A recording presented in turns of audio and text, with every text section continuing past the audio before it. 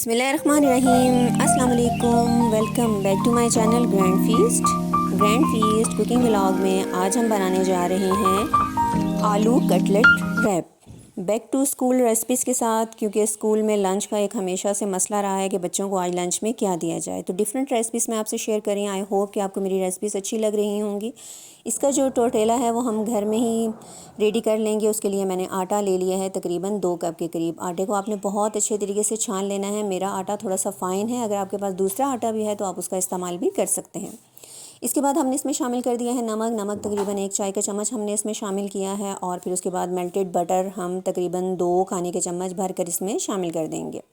जब ये तमाम चीज़ें हम इसमें शामिल कर देंगे तो इसे बहुत अच्छे तरीके से आपने मिक्स कर लेना है, ताकि बटर के साथ ये जो आटा है ना ये यकजा हो जाए। तकरीबन 1 से 2 मिनट तक बहुत अच्छे तरीके से आपने इसकी मिक्सिंग करनी है।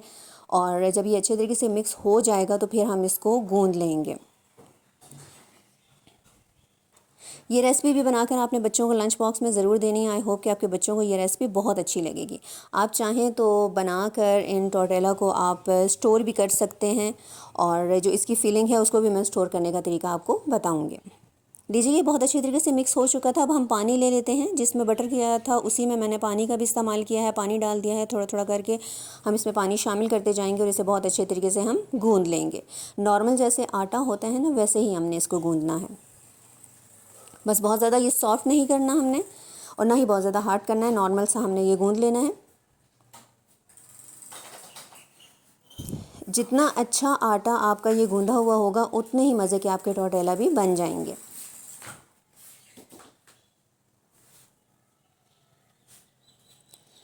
लीजिए, ये हमारी डो रेडी हो चुकी है। इसको हम थोड़ा सा ऊपर से ऑयल वगैरह लगा देंगे और कवर करके किचन में ही एक साइड पर रख देंगे। तकरीबन 30 मिनट तक आपने इसको छोड़ देना है। जितना अच्छा आप इसको स्टे देंगे ना, उतने ही मज़े के आपके टोटेला भी रेडी हो जाएंगे। अब हम इसको कवर कर लेते हैं, और कवर करने के बाद 25 से 30 मिनट के बाद हम इसको यूज़ करेंगे। स्टोर करने का भी ये तरीका है कि आप इसका टोटेला बना लीजिए, उसे कुक कर लीजिए और फिर उसे एयर टाइट बैग वगैरह में डालकर आप फ्रीज़र में रखते हैं, और आप तकरीबन 1 महीने तक ये टोटेला जो है ना यूज़ कर सकते हैं। जब आपको ज़रूरत हो आपने पहले निकाल दीजिए, इसे डीप फ्रोज़ कीजिए और फिर आप इसको यूज़ कर लीजिए। अब आटे को तकरीबन स्टे दिए हुए 30 मिनट गुजर चुके थे। उसके बाद मैंने इसके बिल्कुल छोटे छोटे बॉल बना दिए हैं। हम इसको अब बहुत अच्छे तरीके से बेल लेते हैं। बस देखिए, इतना ही आपने बेलना है। ये बहुत ज़्यादा मोटा नहीं बेलना, पतला सा ही आपने बेलना है। जैसे ही इस तरह पतली सी एक रोटी रेडी हो जाएगी, उसके बाद हम तवा गरम कर लेंगे, और तवा गरम करने के बाद हम इसके ऊपर ये टोटेला डाल देंगे। एक साइड से अच्छे तरीके से ये कुक हो जाता है तो फिर हम इसको टर्न कर देंगे, और दूसरे साइड से भी हम इसे बहुत अच्छे तरीके से कुक कर लेंगे।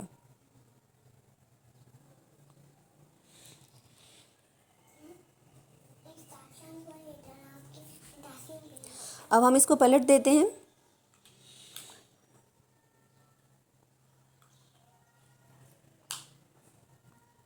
इतना टाइम नहीं लगता, तकरीबन 2 से 3 मिनट में आपका एक टोटेला जो है वो रेडी हो जाता है। जैसे ये हो जाता है इसको हम निकाल लेते हैं, और एक रुमाल में हम इसे कर देते हैं कवर। और फिर दूसरे टोटेला भी हम इसी तरीके से बना देंगे। तमाम को मैंने इसी तरीके से बना दिया था। अब ये एक साइड पे पड़े हुए हैं। इसका स्टेप 2 रेडी कर लेते हैं। इसकी हमने पैटी रेडी करनी है। इसकी पैटी को भी आप स्टोर कर सकते हैं। इसके लिए मैंने बॉयल्ड आलू ले लिए थे। मैं तकरीबन आधा किलो आलू का इस्तेमाल कर रही हूँ। आलूओं को आपने अच्छे तरीके से बॉयल कर लेना है। जब ठंडा हो जाए तो उसे छील लेना है, और फिर इस तरीके से आपने उसे ग्रेट कर लेना है। तमाम आलू अच्छे तरीके से ग्रेट हो जाते हैं तो कुछ स्पाइसेस हैं जो हम इसके अंदर शामिल करेंगे। ये तमाम स्पाइसेस आप अपने टेस्ट के हिसाब से कम या ज़्यादा भी कर सकते हैं, क्योंकि हम बच्चों के लंच बॉक्स के लिए बना रहे हैं। तो अगर बहुत ज़्यादा स्पाइसी रखेंगे तो बच्चे बिल्कुल भी नहीं खाएंगे, इसलिए नॉर्मल हम इसका स्पाइस रखेंगे। सबसे पहले मैंने एक स्मॉल प्याज था, इस तरीके से मैंने उसे चॉप कर लिया था, वो इसमें शामिल कर देते हैं। उसके बाद हरी मिर्च का इस्तेमाल कर रहे हैं। ये ज़्यादा तीखी नहीं है, इस वजह से मैंने एक अदद ही डाली है। और हरा धनिया पुदीना है, उसे ही बारीक बारीक मैंने काट लिया था, वो भी इसमें शामिल कर देते हैं। इसके बाद हम इसकी बाइंडिंग के लिए इसमें कॉर्नफ्लोर का इस्तेमाल करेंगे। कॉर्नफ्लोर तकरीबन 2 खाने के चम्मच भरकर मैं इसमें शामिल कर रही हूँ, और 2 ही खाने के चम्मच भरकर इसमें बेसन का भी इस्तेमाल करेंगे। ये जस्ट इसकी हम बाइंडिंग के लिए इस्तेमाल यूज़ कर रहे हैं। इसके बाद हम लहसुन का पाउडर ले लेंगे, तकरीबन 1 चम्मच के करीब है ये हम इसमें शामिल कर देते हैं। चिली फ्लेक्स है, वो भी तकरीबन 1 चाय का चम्मच है इसमें। और गरम मसाला, धनिया पाउडर, ज़ीरा पाउडर, ये तकरीबन एक चाय का चम्मच इसमें हम शामिल कर रहे हैं। नमक अपने टेस्ट के हिसाब से भी आप डाल सकते हैं, मैंने तकरीबन 1 चाय का चम्मच इसमें शामिल किया है। और इन तमाम चीज़ों को हमने बहुत अच्छे तरीके से मिक्स कर लेना है ताकि ये तमाम चीज़ें यकजा हो जाएं। लीजिए, ये बहुत अच्छी तरीके से हमने इसकी मिक्सिंग कर ली है। अब हम इसको शेप दे देते हैं। जैसे नॉर्मल हम पैटी बनाते हैं ना, वैसे ही हमने इसकी पैटी बनानी है, लेकिन थोड़ी सी इसकी पैटी जो है ना 70 ग्राम तक होगी। इतना सा हम इसका मिक्सचर लेंगे, इसे बहुत अच्छे तरीके से दोनों हाथों में हम इस तरीके से करते हुए इसे शेप दे देते हैं।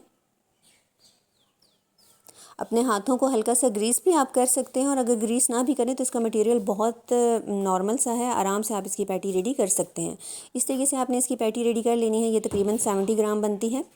ये देखिए बहुत अच्छे तरीके से हो गया है। बाकी तमाम पैटीज़ भी हम इसी तरीके से रेडी करके रख देते हैं, फिर उसका मज़ीद काम हम शुरू करेंगे। लीजिए, तमाम पैटी जो हैं वो रेडी हो चुकी हैं, और इस स्टेज पर आप इसे स्टोर भी कर सकते हैं। और स्टोर करने से पहले आप इसके ऊपर अंडा और ब्रेड क्रम्स लगाएंगे, तो फिर आपने इसको स्टोर करना है। तो तकरीबन 1 महीने तक आप इसे स्टोर करके इस्तेमाल भी कर सकते हैं।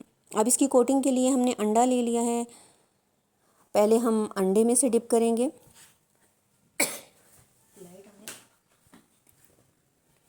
और उसके बाद ब्रेड क्रम्स इसके ऊपर इस तरीके से लगा देते हैं।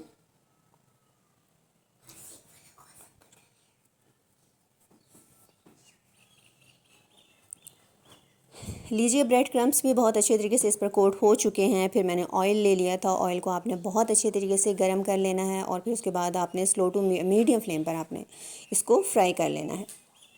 अब हम इसको ऑयल के अंदर डाल देते हैं। एट अ टाइम जितने भी आपकी पैटी फ्राई हो सकती हैं पैन में, आपने उतनी ही डालनी है। मेरी तकरीबन मैंने 2 एट अ टाइम डाली थी। एक साइड से अच्छा सा गोल्डन सा कलर आ जाता है तो फिर हम इसका साइड चेंज कर देंगे।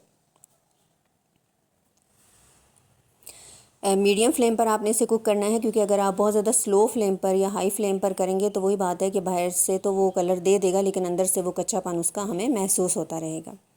अब इसका साइड मैंने चेंज कर दिया है, लाइट सा कलर आया हुआ था। अब दूसरे साइड से भी हम इसे अच्छे तरीके से कुक कर लेते हैं। बहुत ही यमी सी ये आज की रेसिपी बनी थी, और ये पैटी तो बहुत ही ज़्यादा टेस्टी थे।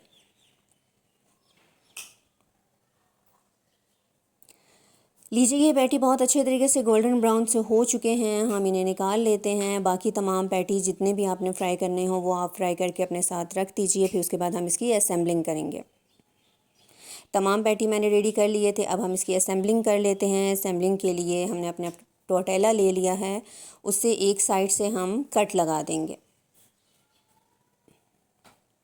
कट लगाने के बाद मैंने इसमें मायो सॉस बनाई हुई थी। मायो सॉस में जो है ना, मैंने इसमें मेयोनीज़ डाली हुई थी, केचप डाला था, चिली सॉस डाला था, नमक डाला था, काली मिर्च डाली थी, लाल मिर्च का थोड़ा सा इस्तेमाल किया था, और फिर इसको बहुत अच्छे तरीके से मिक्स कर लिया। और एक साइड पे हम इसके ये डाल देते हैं।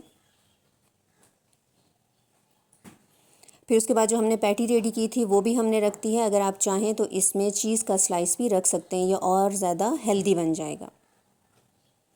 फिर टमाटर और खीरे मैं इसमें रख रही हूँ। टमाटर और खीरे भी अपने हिसाब से ही आप रखिएगा, क्योंकि बाज़ बच्चे तो सब्ज़ियाँ बिल्कुल भी नहीं खाते, लेकिन जो बच्चे खाते हैं उनके लंच बॉक्स में फिर ज़्यादा ही रखनी पड़ती हैं।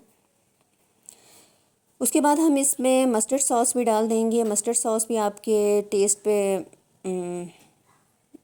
डिपेंड करता है कि आप खाना चाहते हैं या नहीं खाना चाहते हैं। बस एक साइड पे मैंने थोड़ी सी इस तरीके से डाल दी है, और बंद गोभी मैंने काट के रखी हुई थी वो भी हमने इसके ऊपर इस तरीके से डाल दी। अब हम इसकी फोल्डिंग कर लेते हैं।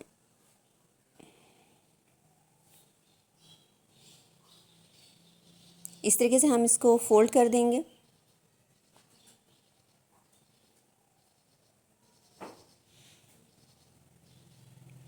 लीजिए, ये एक हमारा रैप रेडी हो चुका है। बाकी तमाम रैप भी हम इसी तरीके से रेडी कर लेते हैं। बहुत ही यमी आज सी ये आलू कटलेट के रैप रेडी हो चुके हैं। आई होप कि आपको मेरी आज की रेसिपी अच्छी लगी होगी। अगर अच्छी लगी है तो कमेंट बॉक्स में अपनी कीमती राय का इजहार ज़रूर कीजिएगा। अपना ख्याल रखिएगा। अल्लाह हाफिज़।